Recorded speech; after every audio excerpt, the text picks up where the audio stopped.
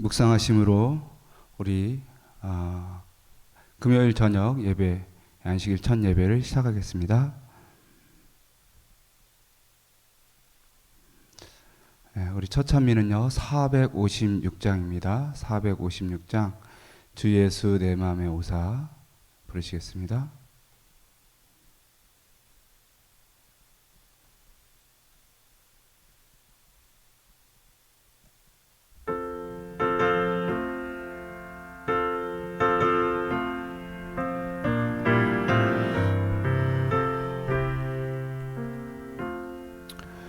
주 예수님 내 맘에 오사 날 붙들어 주시고 내 마음에 힘을 주사 늘 기쁘게 하소서. 나의 맘에 주 들어오사 갭소서. 오늘 이제 나의 맘에 주 임하여 주옵소서. 주 예수님 내 맘에 오사 내 소원을 아시고 내 무거운 짐 맡아주사 마음 편하게 하소서. 나의 맘에 주 들어오사 갭소서. 오늘 이제 나의 맘에 주 임하여 주옵소서. 주 예수님 내 맘에 오사 날 정결케 하시고 그 은혜로 내 맘에 채워 늘 충만케 하소서.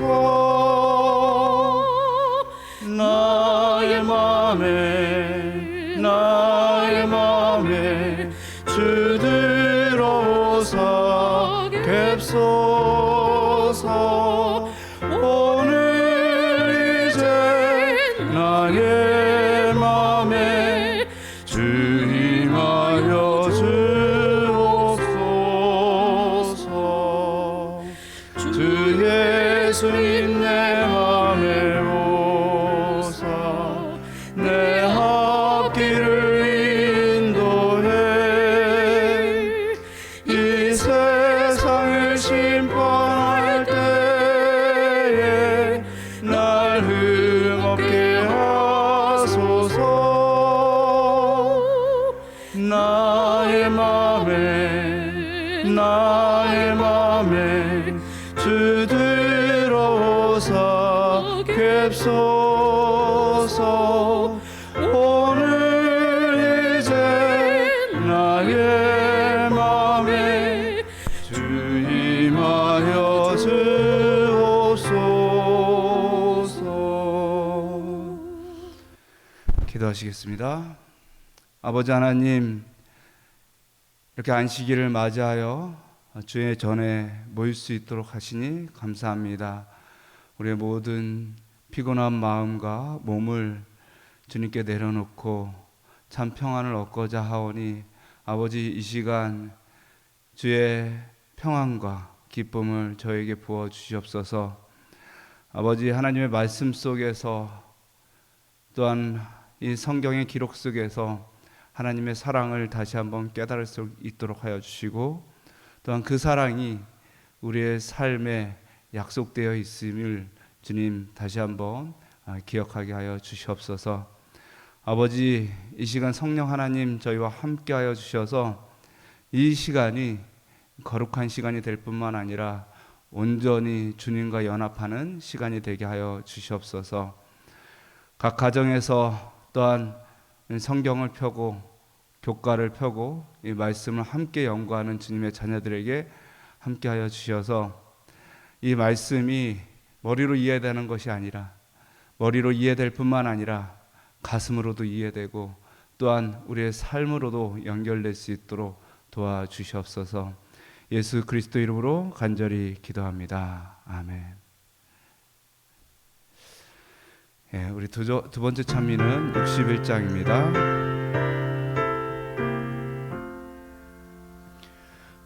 눈을 예수께 돌려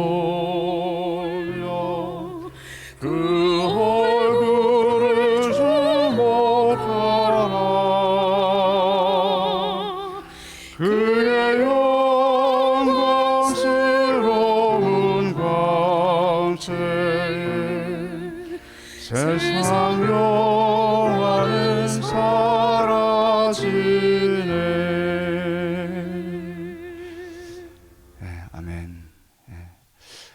오늘은 제7가입니다. 제7가 신의 산에서의 언약, 신의 산에서의 언약입니다.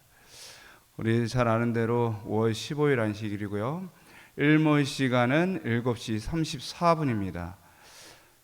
TMI 실천을 이렇게 보시면 성경을 가르쳐 주세요 이렇게 돼 있고요. 수고에 대한 약간의 답례를 잊지 마세요. 꽃을 준비하세요 라고 이렇게 돼 있는데요. 누군가에게 꽃을 선물해 준다는 것은 참 뜻밖의 일이지만 참 기분 좋은 일입니다. 실제로 꽃을 선물해 주지 않더라도 누군가를 기쁘게 해주는 일은 우리 삶에 큰 기쁨이 되고 또한 행복이 될 것입니다. 아주 보람 있을 것입니다. 오늘 그림에 보시면 산이 있고요. 또한 구름이 있고 그 밑에 백성들이 있습니다. 출애굽기 19장의 그 언약의 장면을 그대로 묘사해 놓은 그림입니다. 그래서 오늘 교과도 신의 산에서의 언약입니다. 기억절도요. 출애굽기 19장 4절에 있는 말씀인데요. 우리 함께 같이 읽어 보겠습니다. 내가 애굽 사람에게 어떻게 행하였음가? 내가 어떻게 독수리 날개로 너희를 업어 내게로 인도하였음을 너희가 보았느니라. 이 말씀은 아주 유명한 말씀이죠. 하나님께서 이스라엘 백성들을 애굽에서 건져내셨음에 대해서 어떻게 인도하게 됐는지를 이 독수리의 날개로 업어서 인도하였음을 이렇게 묘사를 하고 있습니다. 사실 이스라엘 백성들이 애굽 땅에서 인도함을 받았다라고 하는 것은 그들이 스스로는 구원받을 수 없는 그런 모습이죠. 홍해를 건너는 사건 그리고 열 재앙의 모든 사건들은 마치 엄마가 자녀를 업고 그리고 엄마가 자녀를 안고 물을 건너고 강을 건너서 그 아이를 구해내듯이 전적으로 하나님의 의지와 하나님의 능력으로 이스라엘 백성들이 구원을 얻었다 함을 의미하고 있습니다. 그것을 묘사하고 있는 것입니다. 여러분, 이 말씀이 오늘 이 교과의 핵심적인 구절인데요. 실제로 신의 산에서의 언약을 체결할 때 그들이 하나님과 언약을 체결하는 그 이유가 무엇이었냐면 바로 은혜였다라고 하는 것입니다. 오늘은 교과에서 하나님의 은혜를 강조하고 있습니다. 우리가 말씀을 통해서 오늘 진정으로 하나님의 은혜를 다시 한번 이렇게 마음속으로 새기게 되었으면 좋겠습니다. 우리 계속해서 살펴봤지만 에덴 언약 이후에 아담 언약이 있었고요. 노아 언약, 아브라함의 언약이 있었습니다. 지난주까지 아브라함의 언약이 끝났고요. 이제 모세 언약입니다. 모세 언약이 다시 등장하게 된 것은 아브라함의 언약이 잊혀져서가 아닙니다. 아담 언약과 그 다음에 노아 언약 때는 아담 언약이 잊혀지고요. 노아 언약이 잊혀졌습니다. 그래서 새로운 언약, 아브라함의 언약이 좀 필요했었죠. 그런데요, 이번에는 아브라함의 언약이 잊혀지지 않고 이어갑니다. 물론 이스라엘 백성들이 애굽 땅에서 종살이를 하면서 점점 이 하나님의 언약을 잊어가고 있었습니다. 그럴 때 그들이 여호와께 부르짖을 때 하나님께서 그 언약을 기억하여 주셔서 아브라함과 맺은 언약을 지키시기 위하여 모세를 부르시고 모세를 통해서 이스라엘 백성들을 구원하셨습니다. 그래서 이 모세 언약은 아브라함의 언약을 이어가는 하나의 의미가 있습니다. 그런데요, 아브라함의 언약과 조금 더 다른 것은요, 아브라함에게는 씨의 언약을 강조해서, 물론 그 씨가 민족이 되고 나라를 이루겠다라는 그런 전체적인 아브라함의 언약을 다 설명해 주었지만, 그 언약의 성취, 아브라함에게 씨를 주셨고요, 그 다음에 모세에게는 하나님의 율법을 주십니다. 이스라엘 백성들을 구원하시고요, 가나안 땅으로 인도하시는 그 일까지 모세가 맡게 되는 것이죠. 그래서 옛 언약을 통해서 다시 한번 이 언약의 대표자가 필요했었는데, 그것은 바로 모세였습니다. 아브라함의 언약을 잊고 플러스해서 그 아브라함의 언약을 성취할 또 다른 언약의 대표자 모세인 것이죠. 그래서 이제 안식일 오후 소재를 보시면 어디까지 마셔야 돼요라는 이런 이야기가 있습니다. 7 형제의 틈바구니에서 자랐던 한 꼬마가요, 사고를 당합니다. 그래서 병원에 가게 되는데요, 여기에서는 집에 우유 한 병이 있으면 7잔씩 이렇게 나눠 마셔야 했기 때문에 항상 그 우유의 양을 엄마가 정해 주었습니다. 그런데 병원에 가가지고 이제 간호사가 우유를 딱 줬는데, 집에서 우유 먹는 습관 때문에 이렇게 물어봅니다. 얼마나 먹어야 돼요? 어디까지 먹어야 돼요? 그랬더니 간호사가, 야, 그건 다 마셔도 된단다. 네가 다 마셔도 돼 라고 이야기를 합니다. 무슨 이야기냐면, 이 소년과 같이 구원의 샘에서 마음껏 마시는 것이 이스라엘 백성들의 특권이었다라고 하는 것입니다. 이스라엘 백성들은 죄의 노예에서 정말 도무지 헤어날 수 없는 강력한 왕권 하에서 노예로 살아갈 수밖에 없게 되었는데요, 하나님께서 정말 무한하신 그 은혜를 그들에게 베풀어 주십니다. 그것은 이스라엘 백성들의 특권이었어요. 제가 자주 말씀드리지만, 한 민족이 하나님의 구원을 같이 경험했던 것은 이 세상에 아무도 없습니다. 우리나라도 일본도 미국도 없어요. 어떤 나라도 한 신이 그 나라 모든 백성을 구원했던 적은 없습니다. 그것을 같이 경험했던 것은 없습니다.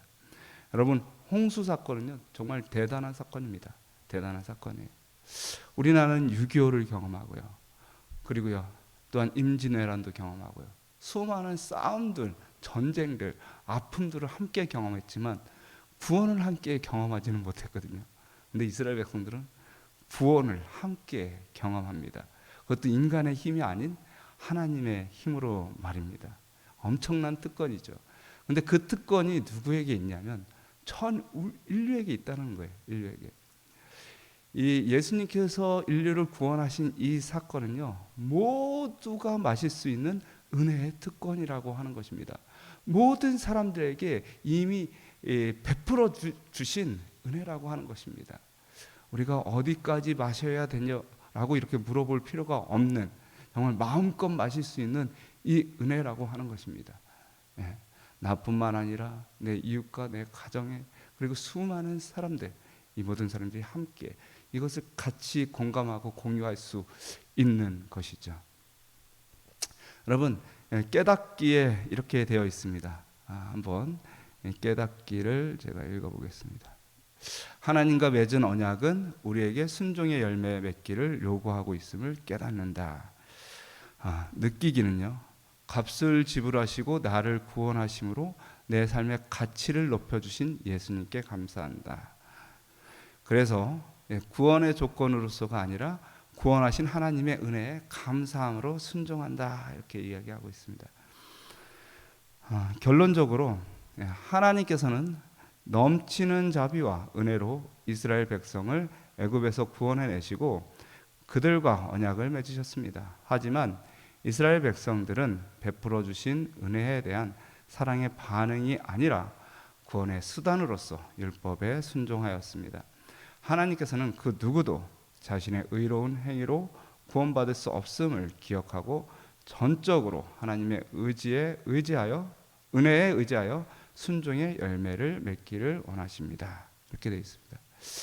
오늘 이 결론이죠. 하나님의 은혜를 이스라엘 백성들에게 베풀어 주시고 그 은혜의 결과로 율법에 순종하는 삶을 살아가기를 원하신다라는 것이 오늘 말씀의 핵심입니다. 그래서요, 일월서지를 함께 보시겠습니다. 일월서지 보시면 제목이 뭡니까? 독수리의 날개로 이렇게 되어 있습니다. 독수리의 날개로. 오늘 기억절에 있는 말씀이 일월서지의 주제절인데요, 연구할 절인데요, 19장 4절입니다. 내가 어떻게 독수리 날개로 너희를 업어, 이렇게 되어 있습니다.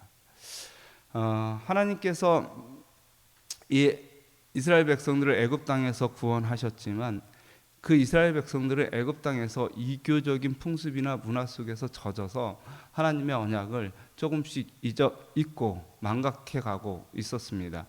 하나님께서 그들에게 하나님의 선하심을 나타내 보여주시고자 하셨고요, 하나님의 사랑을 그리고 하나님의 말씀이 진리임을 보여주고자 하셨습니다. 그래서 그들의 하나님께서 그들을 어떻게 구원해 주셨는지를 설명하기 위하여 독수리의 날개로 내가 너를 업었다라고 이렇게 이야기하고 있습니다. 여호와께서 이스라엘을 애굽에서 시내산에서 이끌어내신 일을 어떤 두 가지 예증으로 묘사하고 있는가라고 이렇게 되어 있는데요, 신명기 10장, 신명기 32장 10절 11절, 신명기 32장 10절 11절 보시면 이렇게 되어 있습니다. 여호와께서 그를 황무지에서 짐승의 부르짖는 광야에서 만나시고 호위하시며 보호하시며 자기 눈동자같이 지키셨도다. 마치 독수리가 그 보금자리를 어지럽게 하며 그 새끼 위에 나풀거리며 그 날개를 펴서 새끼를 받으며 그 날개 위에 그것을 엎는 것 같이, 이렇게 되어 있습니다. 또한요, 신명기 1장 29절 30절 31절에 보시면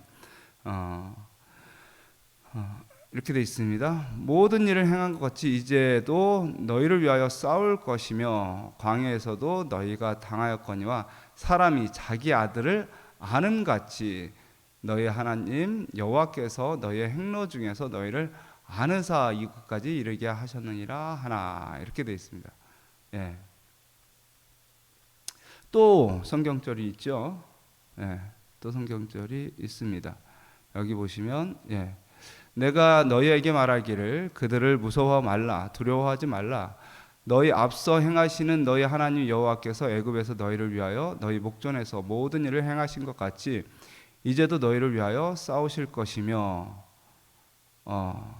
여기는 아까 읽은 구절입니다. 호세아 11장 1절입니다. 이스라엘이 어렸을 때 내가 사랑하여 내 아들을 애굽에서 불러내었거늘, 이렇게 되어 있습니다. 이게 신명기 1장 29절. 맞네요. 같은 구절이네요. 제가 잘못 썼습니다. 그래서 아들을 아는 것 같이, 이렇게 되어 있고요. 그리고요 또 아들을 아는 것 같이, 이렇게 되어 있고 독수리의 날개로 업은 것 같이, 이렇게 되어 있습니다.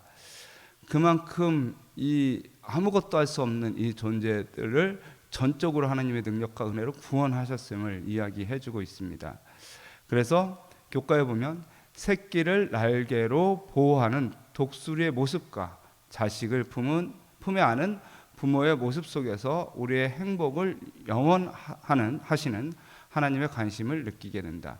다정하게 다가오셔서 힘이 되어 주시고 보호하시며 격려하심으로 우리가 성숙한 분량에 이르기를 원하신다. 이렇게 되어 있습니다.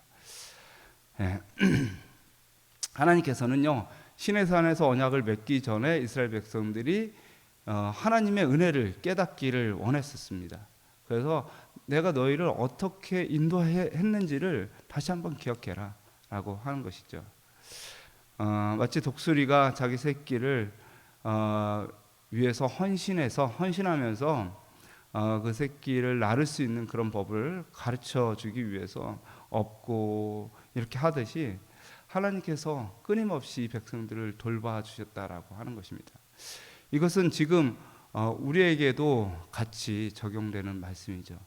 우리가 하나님과 언약을 맺는 것은 예수 그리스도와 함께 살아간다라고 하는 것은 정말 죽을 수밖에 없는 죄인이지만 우리를 살려주신 그 은혜로 말미암아 얻게 된 것이죠. 그러므로 우리가 매일 기도하고 말씀 보고 신앙생활하는 모든 것에 이전에 주님의 은혜를 항상 기억해라고 하는 것입니다. 영감의 교훈을 잠깐 보시겠습니다. 영감의 교훈. 하나님께서는 끊임없이 사람들을 당신의 보호의 날개 아래로 이끌어들이사 사단으로 하여금 그들에게 잔인하고 기만적인 능력을 행사하지 못하도록 노력하신다. 하나님께서는 당신의 친음성으로 그들에게 말씀하셨고 손수 살아있는 당신의 말씀을 기록하셨으며 진리로 빛나고 생명이 넘치는 이 복된 말씀을 사람들에게 완전한 안내자로 맡겨주셨다. 이렇게 되어 있습니다. 그 다음에요. 월요일서지입니다. 월요일서지. 구원의 유형입니다. 구원의 유형. 이제 출애굽기 6장 6절에서 7절 말씀인데요. 이 성경절에서 나라는 단어가 얼마나 많이 나오는지를 보라고 얘기합니다. 나는 여호와라, 내가 애굽 사람의 무거운 짐에서 너희를 내 백성으로 삼고 나는 너희 하나님이 되리라.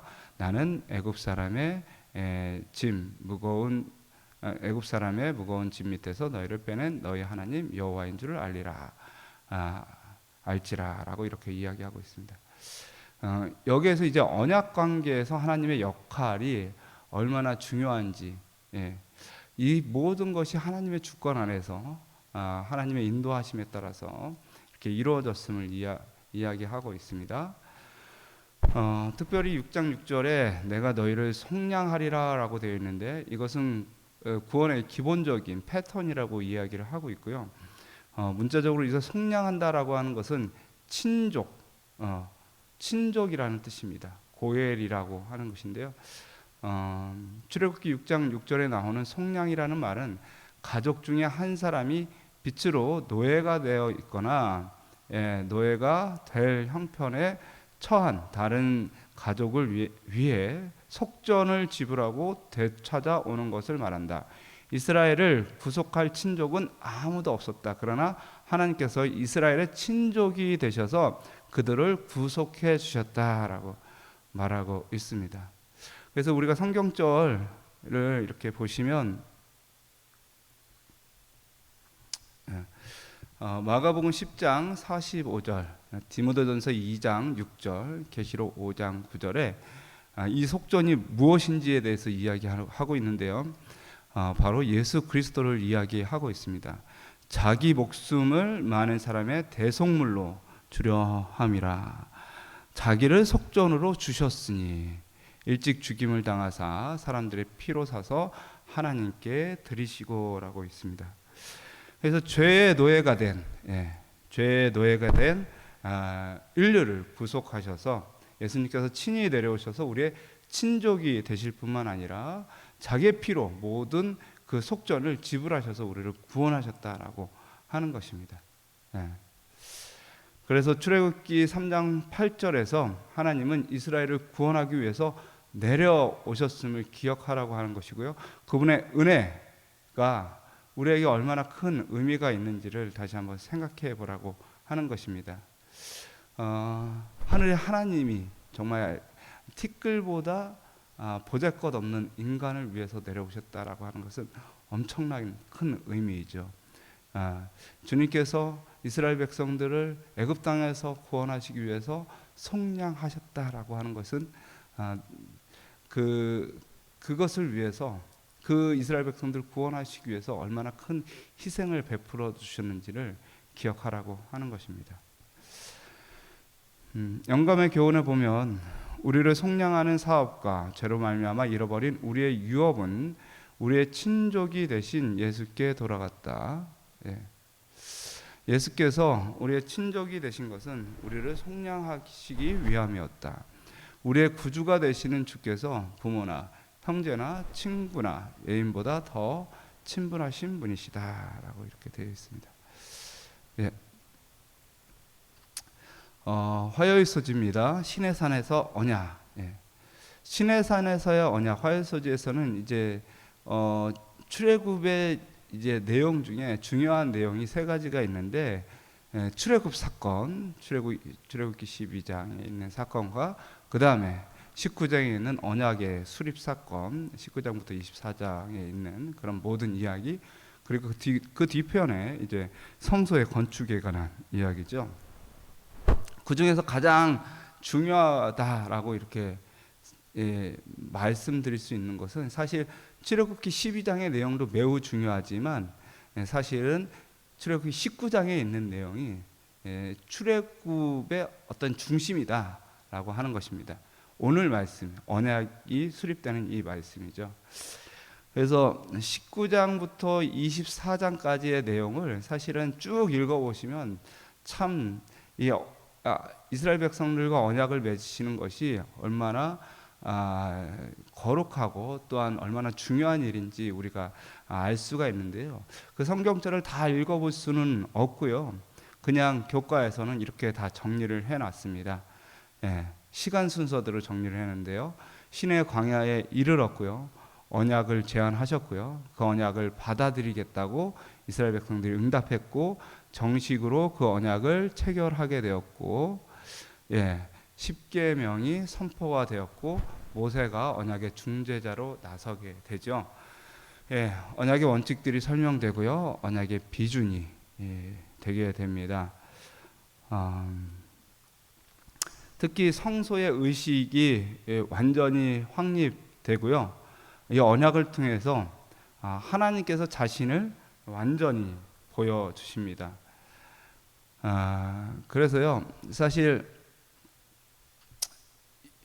이렇게 언약을 체결하고 나서 성소를 짓게 되는데 그 성소를 통해서 구원의 계획을 하나님께서 이스라엘 백성들에게 아주 자세하게 이렇게 보여주고 있습니다.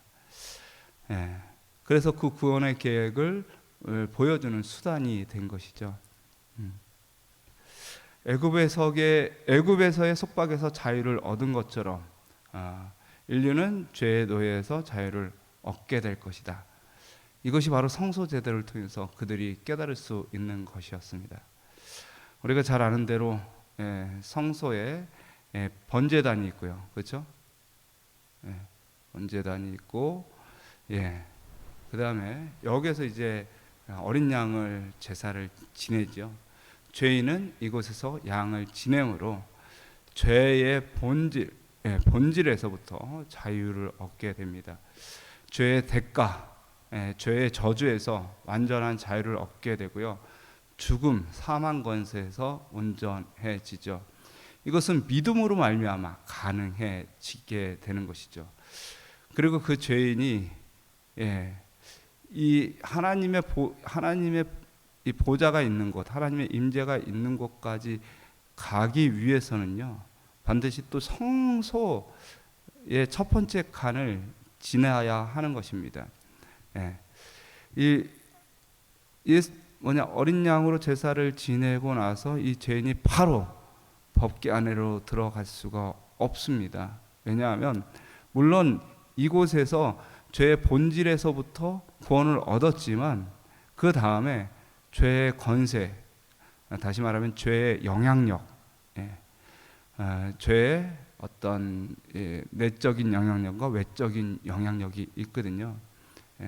우리는 죽을 수밖에 없는 존재지만 예수 그리스도로 말미암아 살게 되었지만 여전히 죄를 사랑하는 마음을 갖고 있습니다.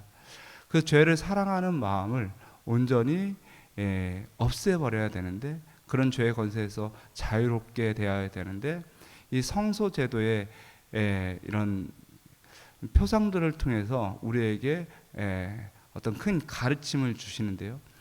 이 떡상은 떡을 매일매일 먹음으로 거룩하게 되고요. 향단을 피웁니다. 촛대를 밝히게 되는데요. 이 떡상, 하나님의 말씀을 먹고요. 향단, 기도를 하고요. 그 다음에 촛대, 뭐냐면 빛된 삶을 살아가는 것입니다. 성령과 교제해서 성령을 통한 어떤 하나님의 뜻을 이루어가는 그런 삶을 살아가게 되는 것이죠. 그리고 나서 이제 지성소 안으로 들어가는 경험이 있습니다. 율법의 요구가 다 이루어지는 것을 경험하게 됩니다. 심판이 이루어지게 되는 것을 경험하게 되는데요.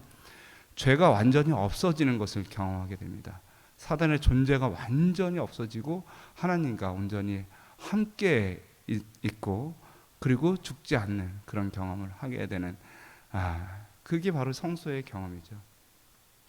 이스라엘 백성들에게 이 시내산의 언약이 필요했던 것은 바로 이 성소의 제도를 통해서 그들이 어떻게 애굽에서 구원을 받고 광야 생활을 통해서 가나안 땅에 들어가는지, 그 모든 과정들을 아주 간략하게 계속해서 설명해 주고 있었고요. 또한 이것은요, 하나님의 백성들이 예수 그리스도로 말미암아 구원을 경험하고, 그리고 죄에서 승리하는 경험을 하고, 예수님의 재림의 때에 그들이 온전히 영화스러운 모습으로 변화되는 그런 모든 경험들을 미리 다 보여주신 것입니다. 내가 이렇게 너희를 인도하고 구원할 것이니 잘 따라와라 라고 하는 것이죠. 그래서 이 언약이 필요했었습니다.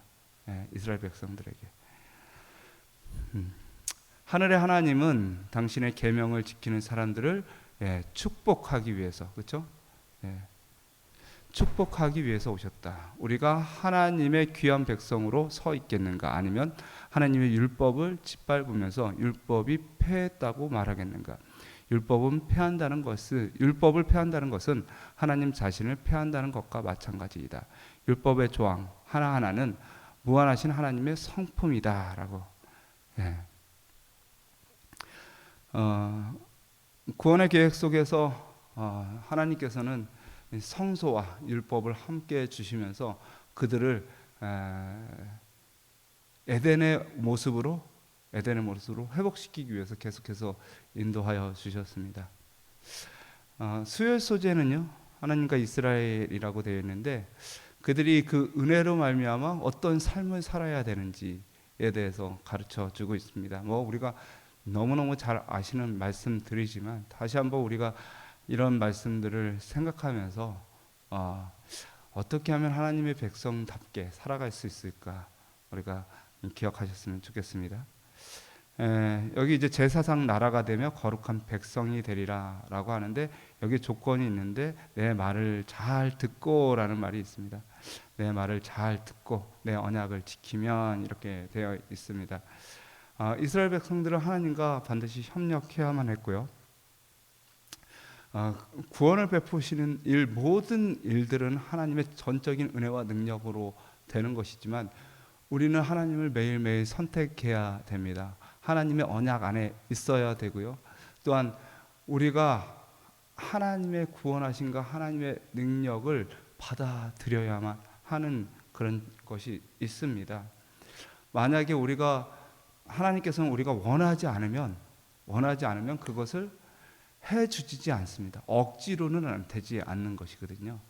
그래서 주님께서는 내 말을 잘 듣고 내 언약을 지키면 이라는 말씀을 하고 계십니다. 자유의지가 있는 것이죠. 로마서 3장 20절 말씀 이렇게 보시겠습니다. 율법으로는 죄를 깨달음이니라. 로마서 6장 1절 2절 은혜를 더하게 하려고 죄에 거하겠느냐라고 말하면서요, 율법으로 말미암지 않고는 내가 죄를 알지 못하였다라고 얘기하고 있습니다. 믿음으로 말미암는 구원이라는 맥락에서 하나님께서 하신 이 말씀을 이해하기 위해서는 여러분 여호와께서는 순종하라는 명령을 계속해서 말씀하셨거든요. 근데 이것이 은혜로 말미암는 구원을 무효로 만드는가? 아니라고 하는 것입니다. 여기 로마서에 있는 말씀처럼 율법으로는 죄를 깨닫는 것이죠. 은혜를 더하게 하려고 죄에 거하겠느냐? 그럴 수 없느니라. 율법으로 말미암아 내가 죄를 율법으로 말미암지 않고는 내가 죄를 알지 못하였으니라고 이야기하고 있습니다. 그래서 무엇을 얘기하냐면 구원이 믿음으로 말미암았지만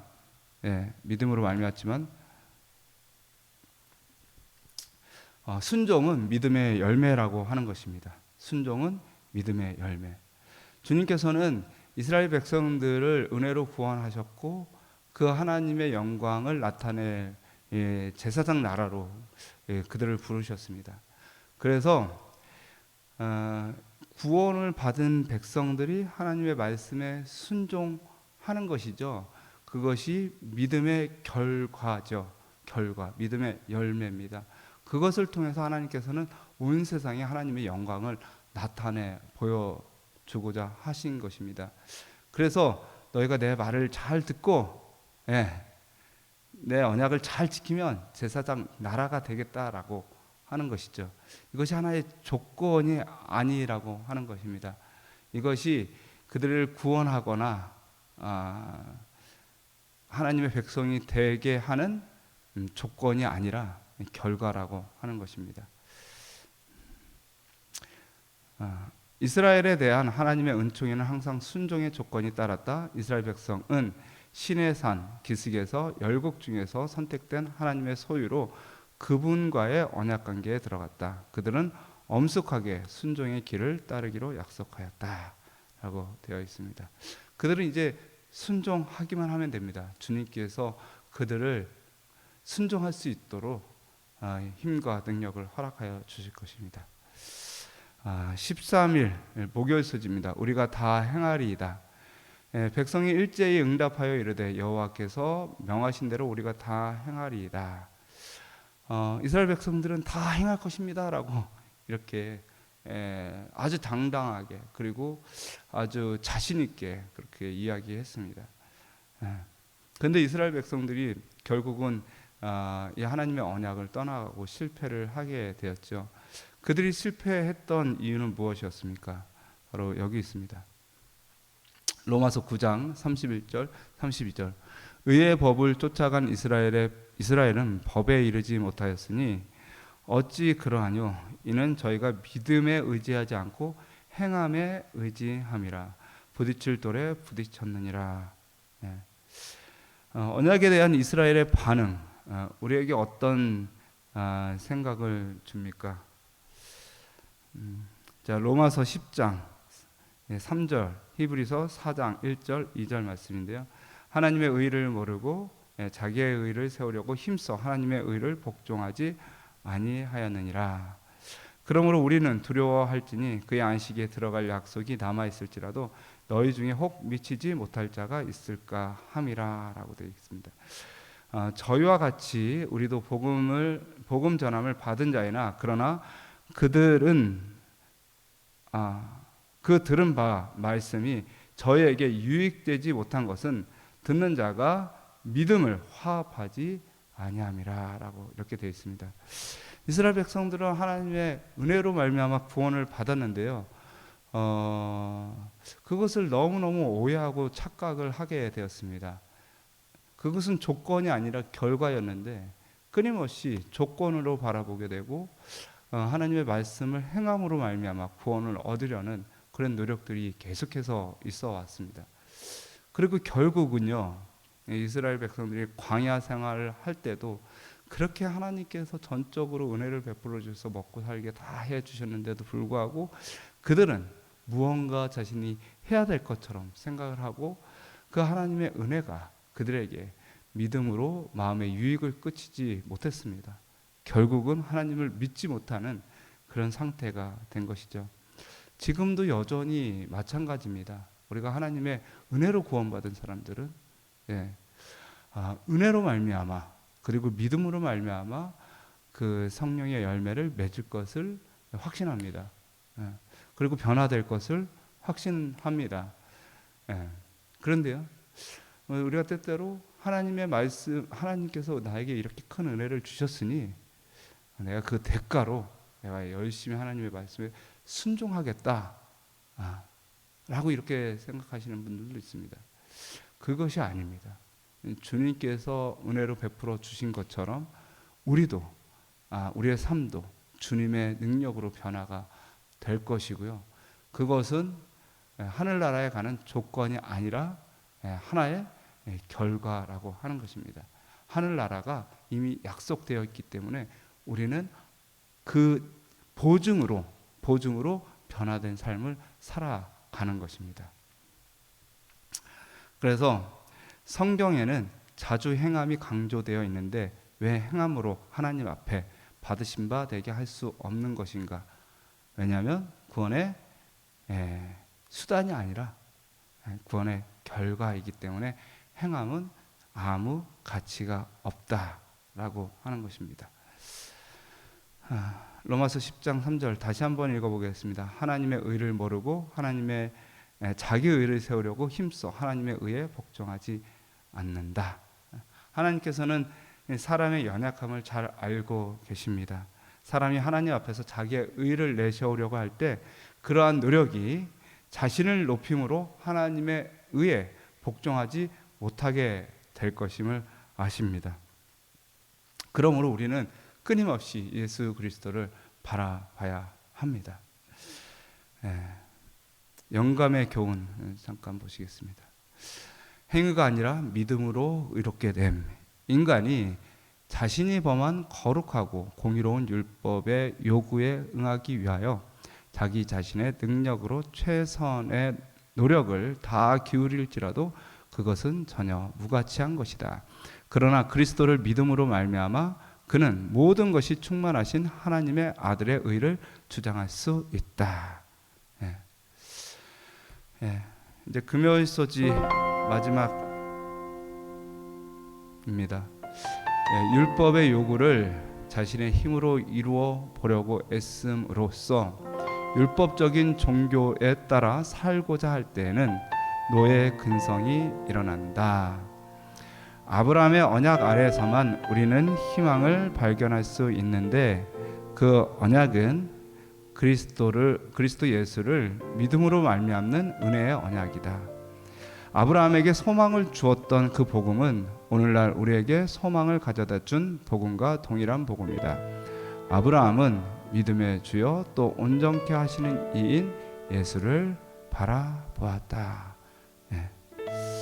오늘도 우리가 믿음 안에서 하나님의 은혜의 그 사랑을 다시 한번 기억하셨으면 좋겠습니다. 우리의 행위를 바라보는 것이 아니라 하나님의 은혜와 그분의 능력, 그분의 주권 바라보셨으면 좋겠습니다. 그렇게 될 때 우리 안에서 하나님의 언약이 온전히 성취될 것입니다. 우리가 그분을 의지하고 매일 선택하셨으면 좋겠습니다. 감사합니다.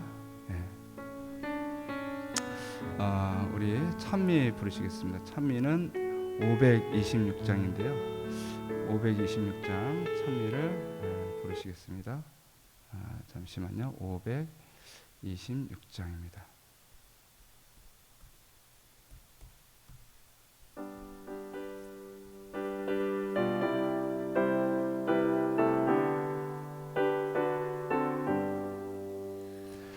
나의 영원하신 기여 생명보다 귀하다.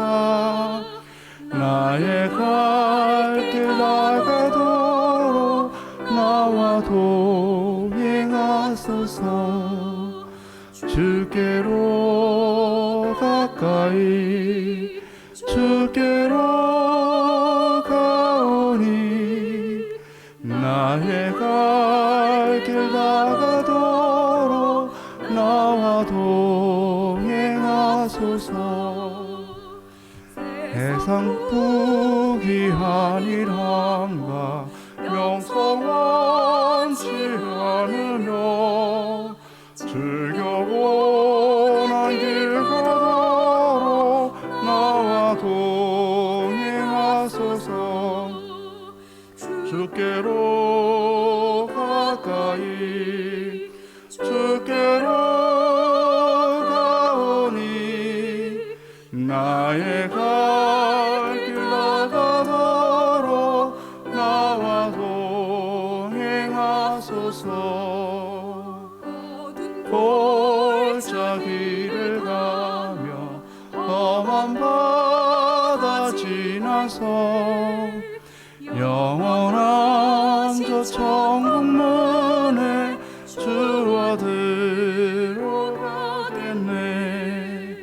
주께로 가까이 주께로 가오니 나의 갈 길 나가도록 주 나와 동행하소서. 기도하시겠습니다. 아버지 하나님, 오늘도 말씀을 통해서 하나님의 은혜를 또 깨닫게 하시고 기억하게 하시니 감사합니다. 이스라엘 백성들을 애굽 땅에서 구원하시고 시내산에서 언약을 선포하심으로 말미암아 하나님의 나라 제사장으로 삼아 주셨습니다. 아버지, 또한 그들을 이 땅에서 하나님의 거룩한 자들로 높이실 것을 약속하여 주셨습니다. 그런 것처럼 저희도 아버지 주님의 말씀에 순종케 하시고 또한 변화되게 하여 주셔서 이 땅에서 하나님의 영광을 드러낼 자로 살게 하여 주시옵소서. 저 하늘의 소망이 확실함을 믿음으로 말미암아 주님께서 그 약속하신 그 영원한 나라가 분명히 있음을 이 땅에서 보증하심으로 우리를 온전히 변화시켜 주시겠다 약속하여 주셨습니다. 아버지, 그 경험들이 우리 삶 속에서 일어날 수 있도록 도와주시옵소서.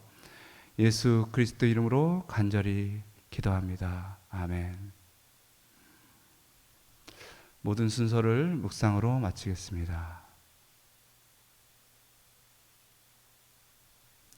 감사합니다.